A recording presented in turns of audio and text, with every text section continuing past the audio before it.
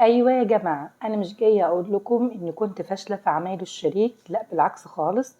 انا شاطره فيه جدا وطول عمري الحمد لله النتائج معايا بتطلع حلوه جدا. بس الوصفه دي احلى وصفه جربتها للشريك، واللي يعني حلت لي المشكله اللي دايما كنت بعاني منها، وهو انه بعد يومين بينشف ويفرول. صراحه فضلت اجرب لحد ما وصلت لاسرار الطراوه اللي هقول لكم عليها في الفيديو. ومش هقول لك اضغطي لايك لانك انت هتضغطي لايك لوحدك من كتر ما الوصفه ان شاء الله هتعجبك. يلا بسم الله نبدأ الوصفة بتاعتنا. عندي كوبايتين الا ربع وعليهم معلقتين كبار من المعالق المعيارية من الحليب الدافي، ولو احنا في الصيف يكون بحرارة الغرفة. عندي كمان كوباية الا ربع من السكر الابيض الحبيبات. هضيف عليهم باكت ونص من الخميرة الفورية بما يعادل 3 معالق من المعالق المعيارية الصغيرة. وهنضيف عليهم كمان 4 بيضات من بيض المزارع الكبير، وهنقلب الحاجات دي كلها مع بعض. ما ننساش باكت من الفانيليا على البيض علشان الزفارة. ونقلب كل المكونات دي مع بعض لحد لما السكر يدوب. هننزل عليهم بكيلو من الدقيق. طيب هنستخدم اي دقيق؟ هنا بقى اول سر من اسرار طراوة الشريك معانا، وهو ان احنا المفروض نستخدم دقيق يكون مخصص للمخبوزات، يكون نسبة البروتين فيه عالية، ما تقلش عن 14% علشان يديني الشريك طري وناعم لأيام. هنبتدي بقى نعجن في العجان، او لو هتعجني في ايديكي على ايديكي. تمام. تاني سر بقى من اسرار الطراوه هو ان احنا نخدم العجينه كويس جدا جدا.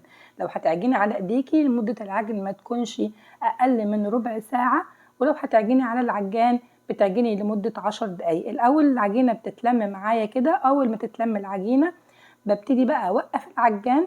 تمام. ولو هتعجني على ايديكي توقفي عجن في المرحله دي وتغطي العجينه. وده ثالث سر من اسرار الطراوه معانا، وان احنا بنسيب العجينه ترتاح لمده 10 دقايق علشان تخرج الجلوتين اللي هو بيكون سبب في طراوه العجينه.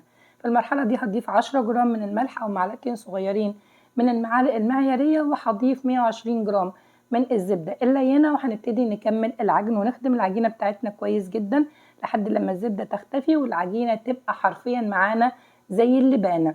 قوام العجينه مهم جدا جدا جدا، وده برضو سر من اسرار طراوه العجينه معانا.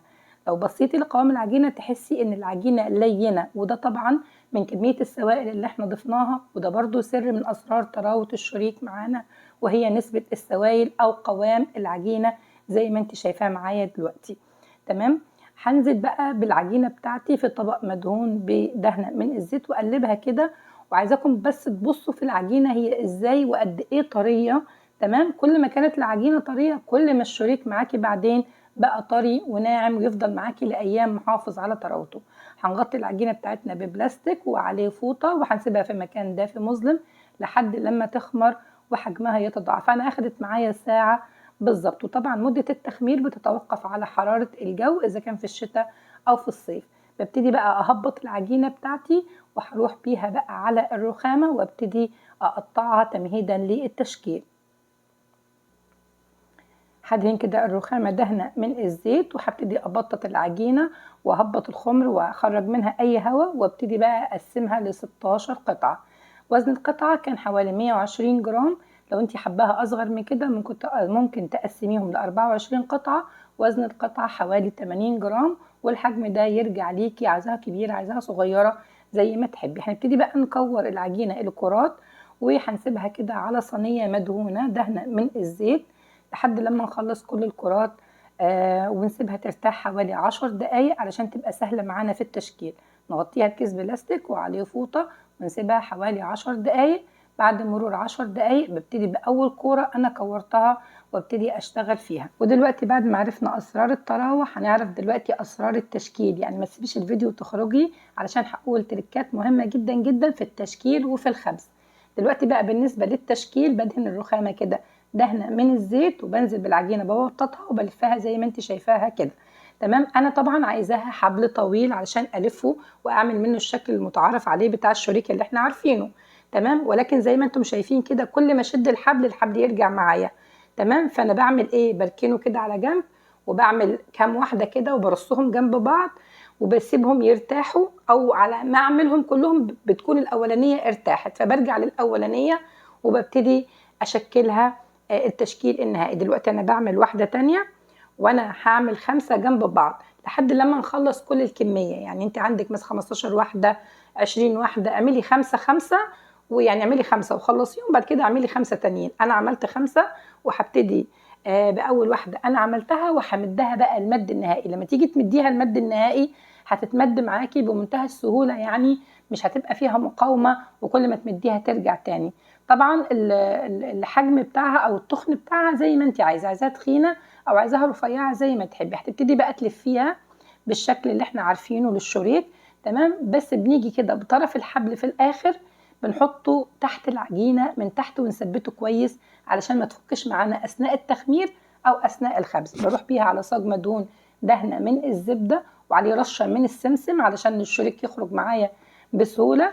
بعد كده ببتدي يعني ابططه كده تبطيطه خفيفه، وراعي ان انا يكون في مسافات بين كل واحده والتانيه علشان بيزيد في التخمير وبيزيد في الخبز. طبعا دلوقتي بغطيه بكيس بلاستيك وعليه فوطه وبسيبه في مكان دافي مظلم علشان يخمر التخمير النهائي، تمام، او التخمير التاني. انا اخد معايا التخمير التاني حوالي نص ساعه. ببتدي ادهنه كده دهنه من خليط من صفار بيضة عليه معلقتين من الحليب. ودلوقتي هنتكلم عن مرحله الخبز. الفرن بيكون عندي مسخن من قبل ما ادخل الشريك بحوالي ربع ساعة على حرارة 180. بندخل الشريك بتاعنا في الفرن. مدة الخبز بتكون حوالي من 20 ل 25 دقيقة. طبعا الفرن بيكون شغال من تحت بس. لو في الاخر حابة تديه لون زيادة ممكن تشغلي الشواية عليه دقيقتين تديله لون زي ما تحبي. ولو عندك مروحة في الفرن برضو شغليها. بنخرج الشريك بتاعنا وبنسيبه شوية كده، تمام، ما بنخرجوش من الصاج على طول، نسيبه يهدى وبعد كده طبعا نخرجه من الصاج. احلى شريك لعيونكم يا جماعه، بجد احلى وصفه شريك انا جربتها، يعني جربوها وان شاء الله مستنيه رايكم في الكومنتات. كنت عايزه بس اقول ملحوظه بالنسبه للتخمير التاني. طبعا انا اخد معايا حوالي 30 دقيقه او نص ساعه. الجو دلوقتي كويس ولكن انتبهوا لو في الصيف طبعا ما بياخدش الوقت الطويل دوت، تمام، لانه لو اختمر زياده عن اللزوم بتبصي تلاقيه اول ما تدخليه الفرن بيهبط وبيبوظ معاكي. فاول ما تلاقيه اختمر وحجمه تضاعف على الصاج دخليه الفرن على طول. يا رب الوصفه بتاعتي تكون عجبتكم، جربوها، هستنى رايكم في الكومنتات واشوفكم في فيديو جديد قريب. والسلام عليكم ورحمه الله وبركاته.